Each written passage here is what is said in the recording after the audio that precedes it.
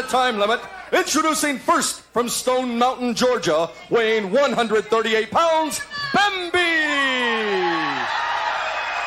And her tag team partner, weighing 110 pounds, from Osaka, Japan, Malaya Osaka! Their opponent this evening weighed a combined weight of 235 pounds, both from Beverly Hills, California. They are the Nasty Girls! Well, Jim Cornette, the action continues here on LPWA and the Super Ladies, and this is quite a team that the fans across the country have been enjoying of late, and that is Osaka and Bambi. No, you're talking about the flower of young American womanhood, Nasty Cat, Nasty Linda, the Nasty Girls, a joy every time that I see them. Hello. You obviously talk to different people than I do. Everywhere I go across the country, people are talking about this team. And that is Bambi and Osaka. The speed, the agility, the Oriental style of Osaka, and the good old American style of Bambi. And right now... Well, you got a girl that needs to be working in a dry cleaners, and you've got a redneck chick from somewhere in Georgia against a couple of finely tuned athletes, a great tag team, beautiful combination together, the Nasty Girls, and also, once again, they're always so cordial. Yeah. Always have such a good attitude. Right. Let's talk about the restaurant in Beverly Hills that they got thrown out of for starting a food fight. Now let's not talk about those food fights again, Joe. Yeah, Bambi putting the pressure on. Hey, what about that painting a little early? You know, it could have been worse. It could have been aluminum siding. Well, I think she looks better with a paint job. Team America, painted up, fixed up, and cleaned up for once, courtesy, of course, of the Glamour Girls, the Queen and his court, along with Bad Black Beautiful and everybody else involved. Yeah, and we all know now what that's caused with Boogaloo Brown, and I think that's very well deserved. Yeah, you would. Well, I've got comments which I'll reserve till later on about the Boogaloo Brown situation. I think the suspension was very unfair, and I'll get into that later on. But right now you see Bambi in the ring putting the pressure on the Nasty Girl. That's Cat in the ring right now. But I don't think that Osaka and Bambi's teamwork is going to hold out for long against an experienced team such as the Nasty Girls. Well, now, I don't know. There, Osaka throws the Nasty Girl in, and there's the reverse kick. Oh, my God! She caught her right in the mouth, Joe. Didn't even get but a 1.5 count. I think the Nasty Girl was so shocked by that foot, she had to get up to make sure she's still alive. Well, it takes Osaka down, and Osaka's in the wrong corner as the Nasty Girls are now double teaming. One of them's got the hair, and the other one is putting the fist into the stomach. And look at that, wheels her across the ring using the hair, stomping right there on the midsection. And as we see, the Nasty Girls have no qualms whatsoever about using the hair. Hey, I'll tell you what, if that girl's got hair on her head when she gets in the ring, and that's what she deserves. If she doesn't want her hair pulled, she ought to cut it off. Wouldn't look any worse bald anyway. Well, as you see there, boy, we felt that one under our feet when she hit that concrete floor. Bambi goes over and puts a stop to that, but now we've got all four of the ladies outside the ring. Man, this is a mess. They're brawling all over the place, out on the floor, swinging lefts and rights, pulling hair.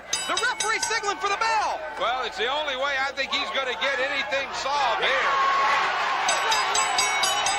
Oh, a slam on the floor. Slam right on that concrete floor with just very thin carpeting. The Nasty Girls regrouping. What's the... Wait a minute, they're going back at it. Bambi. Now what's Bambi? She ran their head together. And again. Meeting of the mind from Bambi. What's the official decision going to be from the referee? I'm not sure. He's trying to separate the contestants. The ring announcer getting up to hopefully make an announcement. Ladies and gentlemen, this bout has been ruled a double disqualification. Got Allison Royal down, and Allison Royal gets into the frying pan from the fire when she joins Misty Blue Sims. She is now going to be expected to go right to the top as part of Team America. And Jim, what are we going to do about this situation with two teams claiming to be Team America? Well, I think the simplest thing to do is to have a match, and we'll determine just exactly who is who. I think that's the simplest thing to do. I'll tell you what, here's something else you could do. That aforementioned LPWA Superline I was talking about, call up. You can leave messages on the line, not only for all the girls, but also for the executive producers of the LPWA, for myself, for you and Bonnie Blackstone. 1-900-456-LPWA. Call up and tell us who you think the real Team America is. I'm sure there'll be a lot of votes for Heidi Lee and Comrade Oregon. If the fans call up and listen to the line for Bonnie and I, when you leave your message, just tell us which one. Now, what's going on? Look at this. Oh, Whoa! that's teamwork right there. That's teamwork. When you call the 900 Super Line, you let us know who you think the real Team America is. I think you'll agree with me. We're looking at him in the ring right now. Wait a minute. Blue Sim. Misty Blue going up to the top rope. Where's she going to go? And she I don't dives think off. there's any doubt. 1, 2, 3. There is Team America. The winner of the bout, Team America #1. Well, I'm sorry to say, Jim, that Candy Divine's team lost, and you're just going to have to console her when the show is over. We'll be back. We've got more coming up. Bonnie's views are coming up, and then we'll be back with more great action. I've got to get another job. You know something, fans? I'm receiving a lot of mail from viewers all across the United States, just like yourself, and some from Europe and Japan, like Kevin Prune, who wrote me from New York. He writes that he loves to see Terry Power and Reggie Bennett wrestle, and that he feels that they should team up a little more often. Now, Kevin, I think you're right. The Dream Team is definitely tremendous, and I'll be expecting to see some big things from them here in the LPWA. And Jimmy Malachy of Chicago wrote in and said that he does not understand what Commissioner Wally Carbo is saying most of the time. Jimmy feels that the commissioner is speaking sometimes in double talk to try to deliberately confuse the viewers. Now, Jimmy, I don't believe that the commissioner is trying to confuse anyone. He is just a little difficult to understand sometimes. But the commissioner, I assure you, is very aware of every situation in the LPWA. And I think he's done a very good job in letting some of these situations work themselves out instead of reacting to every little occurrence. And you know something, fans? If you would like to write me just like these viewers, here is our address. It's LPWA, Post Office Box. I can help you with here? I'm just making notes. I'm making notes of every time you do something to cross me, and I'm going to turn it into Commissioner Wally Carbo. And that way, the next time he's got his pacemaker in an uproar and everything, I can be the cause of it instead of somebody else. All right, I'm going to invite someone in right now who probably is going to cause your pacemaker to jump a little bit. Bonnie Blackstone coming back out here to tell us something else? Very special guest. Let's bring out Bambi. She's the Georgia Peach. Oh, come on. Bambi? This peach is the pits. I'm going to tell you that right now. Don't start. I seem to recall, Jim, that there's been some other times that you've had to eat your words. That's right. And Bambi, I know you are leaving tomorrow. An eye on you. You're leaving tomorrow for the tour that is going to Japan. And I know that you're very pleased with that, but there was one thing that sort of disappointed you. Yeah, that's right. You know, Mimi, she's wrestling over in Germany, and I'm going in a different direction. But Mimi, when you get back, I promise you, I'm going to have a match with you, and I promise you, you'll go down, and I will get revenge for everything that she's done to me. Well, let's talk about two things that I know you've got to be very excited about.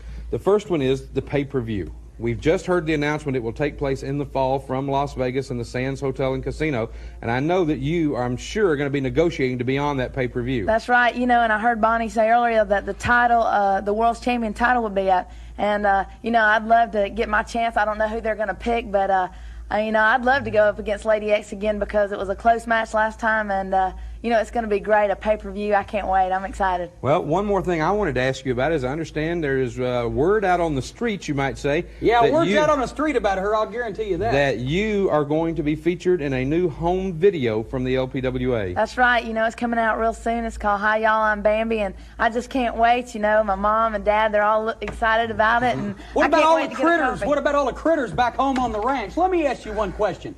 When Magnificent Mimi gets back in this country, you are going to have to wrestle her. You're going to face her right here on LPWA television. I remember she dropped you on your head. You were wearing the flea collar for quite a few weeks, and so far you've not gotten back in the ring with her. What makes you think that you're going to be able to get your revenge? Well, the only reason I haven't got back in the ring with her is because she's afraid to get in the ring with me because she knows what I'm going to do to her. Mimi, when you do get in the ring with me, you'll be sorry for everything you ever done. All right. Well, I want to thank Bambi for being here. It's good Thank seeing you, you Jay. again.